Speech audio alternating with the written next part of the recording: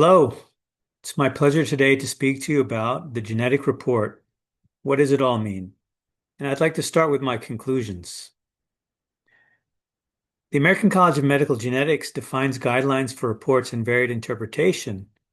However, variants predicted as pathogenic are not always disease-causing, and variants of uncertain significance can be pathogenic. Disease gene panels can miss mutations, and a genetic test, like any other test, can have an error.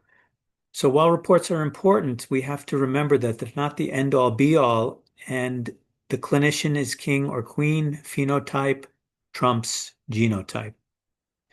Now that I've given you my conclusions, let me give you my talk.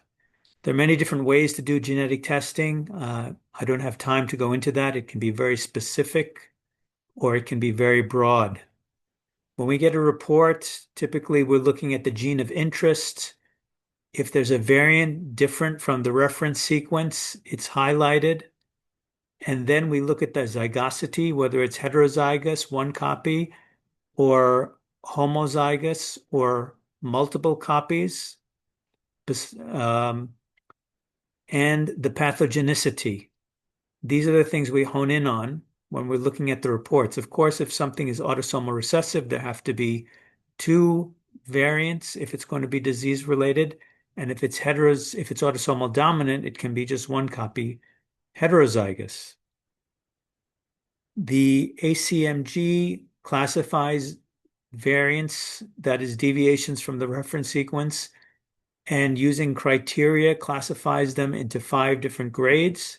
If you're interested in those criteria, this online supplement provides the details of how these variants are graded.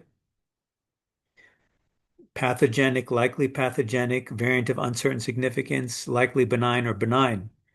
But what I really want to highlight to you today in this talk is that while these classifications are very useful and certainly guide genetic diagnosis, independently by themselves, they're meaningless. The clinician needs to have a very careful phenotype, has to have a hypothesis, and uses the genetic testing to help guide the diagnosis.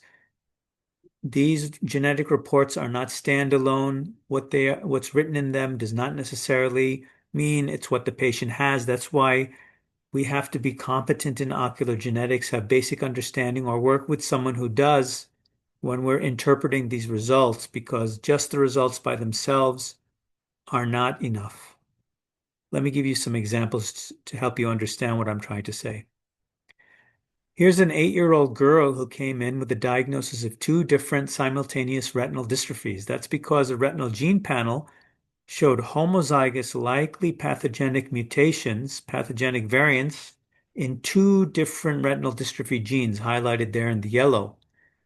The father was told the child is going to go severely blind, but he noticed that the child got better with time. Actually, the nystagmus got better with time, so they came in for another opinion.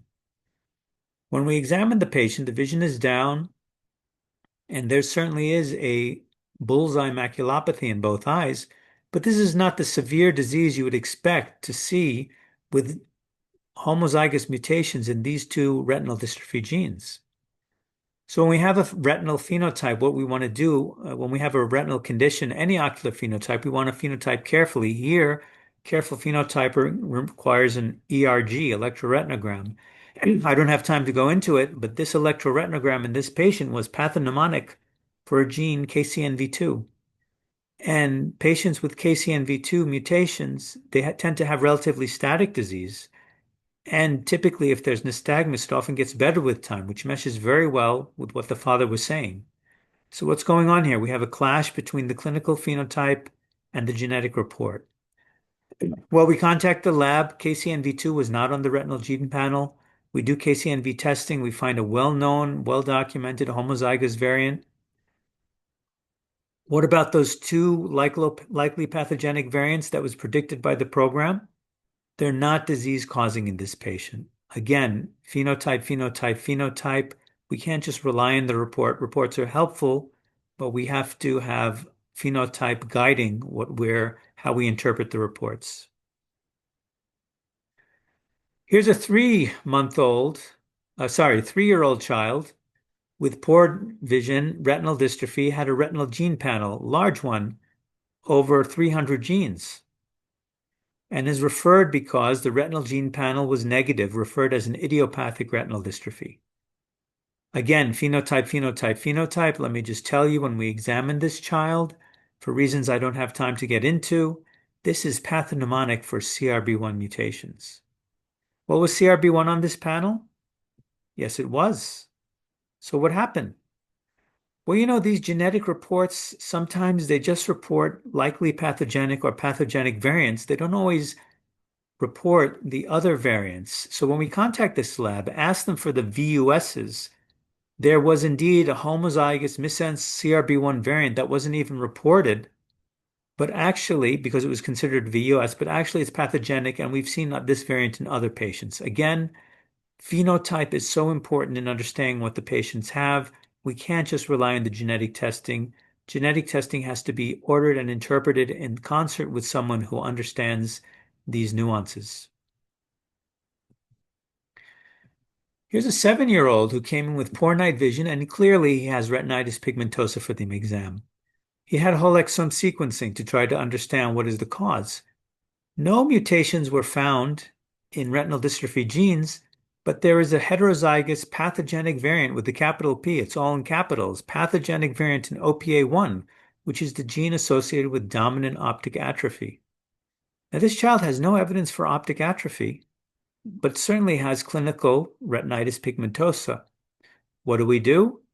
Same thing we did in the other case. We request the VUSs to be reported, and sure enough, there's a VUS that matches the phenotype, and we've seen this variant in other patients with retinitis pigmentosa. This is the cause of the retinitis pigmentosa in this child. But what about this OPA1 variant? Well, when we have a question about whether a variant is pathogenic or not, it's very helpful to find other family members, test them, and examine them carefully.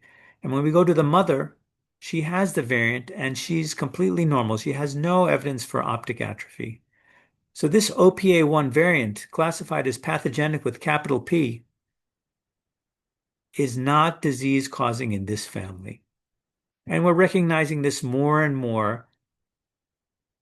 Variants that are sometimes pathogenic in some individuals are not necessarily pathogenic in every single individual. And we see this particularly in OPA1 related dominant optic atrophy, which can be non-penetrant.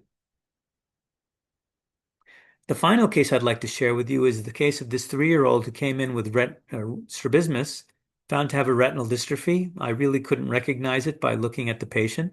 So I do what I often do in these situations. I look for other affected family members. We found the mother, she has a retinal dystrophy, and she has the classic phenotype of an enhanced S-cone syndrome, which is specific for NR2E3 or NRL mutations. Sure enough, we do directed testing with that diagnosis in mind, and we find both the mother and child are homozygous for a known NR2E3 pathogenic variant. So this is a pseudo-dominant pedigree. That means the father needs to be affected. The father needs to be a carrier. But when we test him, he's not a carrier. What does this mean? What's going on here?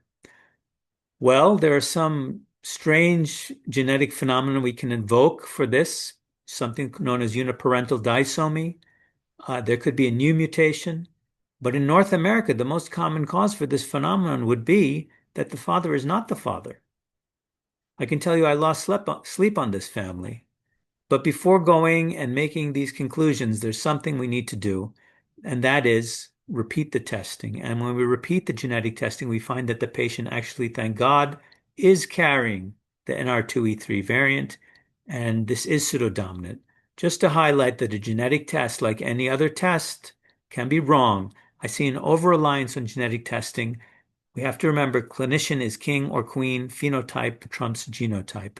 With this, I'll give you my conclusions one more time, and thank you for listening. I hope everyone stays well.